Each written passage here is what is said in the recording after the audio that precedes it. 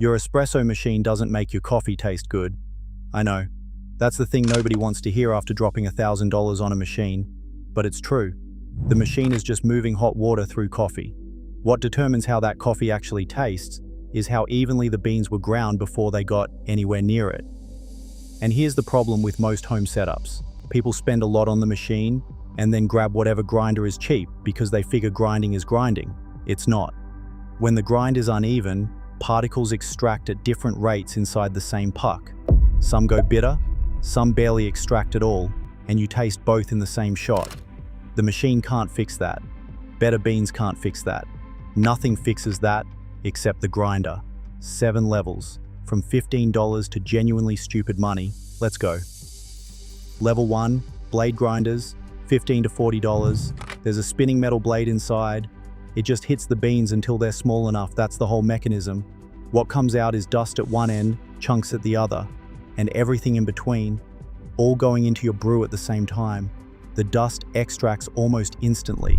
The chunks barely extract at all, so your cup ends up bitter and thin simultaneously, which is a genuinely impressive thing to achieve, but not in a good way.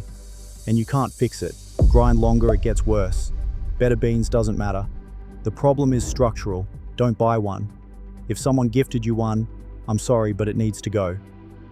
Level 2, entry burr grinders, $40 to $100. This is where things actually start.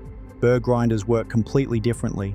2 abrasive surfaces spin against each other and crush the beans between them. The gap between those surfaces controls your particle size, narrow it for espresso, open it for French press. Every bean passes through the same gap, so everything coming out is roughly the same size. Uniform particles, even extraction, a cup that tastes like coffee. The standout right now is the Kingrinder P2, manual, around $45, and honestly a bit embarrassing how good it is at that price. The Timemore C3 Pro is around $65 with 38mm flat burrs, and the pour-over grind quality is at a level that 5 years ago you were spending $150 to get. They're not perfect.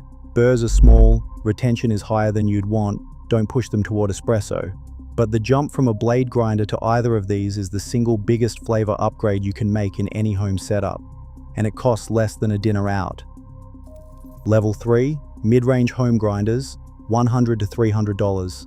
Most people who actually care about coffee end up here and stay here for years.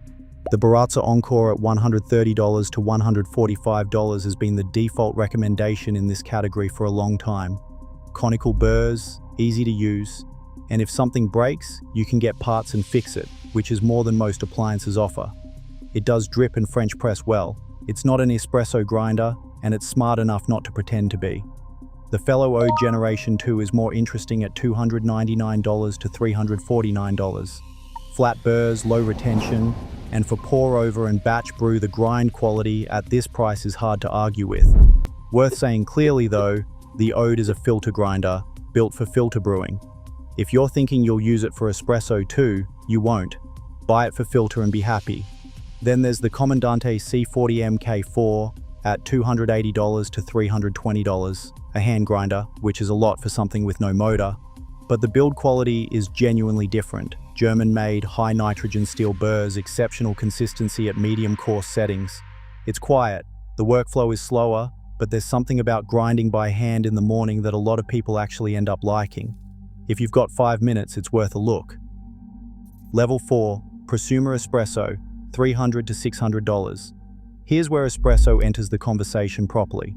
Pulling a good shot is a precision problem. You need consistency at a much finer particle size than filter brewing ever asks for. Any unevenness causes channeling, water finds weak spots in the puck and rushes through instead of extracting evenly, the shot goes thin and sour, and adjusting the machine won't save it. The level 3 grinders aren't built for this. That's not a knock on them, they're solving a different problem. The MiiCoffee DF64 II is around $389. Full redesign of the original DF64, 64mm flat burrs, built-in ionizer so static stops coating everything in grounds, minimal retention, single-dose workflow. For flat burr espresso at this price, it's one of the stronger options available. The DF64V Generation 3 is $499 to $550. Variable speed motor, DLC-coated burrs that last longer than standard steel, same ionizer. The variable speed is genuinely useful. Lighter and darker roasts respond differently to grinding speed, and most grinders at this price don't give you that control. This one does. I'll be straight. Both produce real espresso, and the coffee is close to what you'd get spending twice as much. What you're not getting is build quality that feels like 20 years, and a workflow that's completely sorted. But if the CUP is what matters, Level 4 is a very strong place to land. Level 5, high-end home, $600 to $1,600. At Level 5, nobody's asking if the grinder is good. They're all good. The question is, what experience you want around making coffee every day. The Niche Zero is $599 to $649 and has been quietly dominant in home espresso for a few years. Conical burrs, near zero retention, dead simple workflow, load the beans, grind straight into the portafilter, pull the shot. No purging, no bellows, no static. It handles filter too without any real compromise. A lot of people buy a Niche Zero and just stop there, not because they can't go further, but because they don't feel the need. Option O put out the Lagom P80 in March this year at $1,595, replacing the well-regarded P64. It's running 80mm flat burrs with a pre-crushing system built into the burr carrier. Beans get broken into fragments before the main grinding stage, which produces more uniform particle distribution than a standard flat burr setup. Variable RPM, magnetic burr mounting, almost no retention. One of the more genuinely interesting grinders released this year. The Weber Workshop's key is $1,999, with 83mm conical burrs machined in Taiwan to tolerances that make most home grinders feel rough. If conicals are your thing and this is your budget, that's the conversation. Level 6, Professional and Specialty Cafe, $2,000 to $5,000. Level 6 is a different world.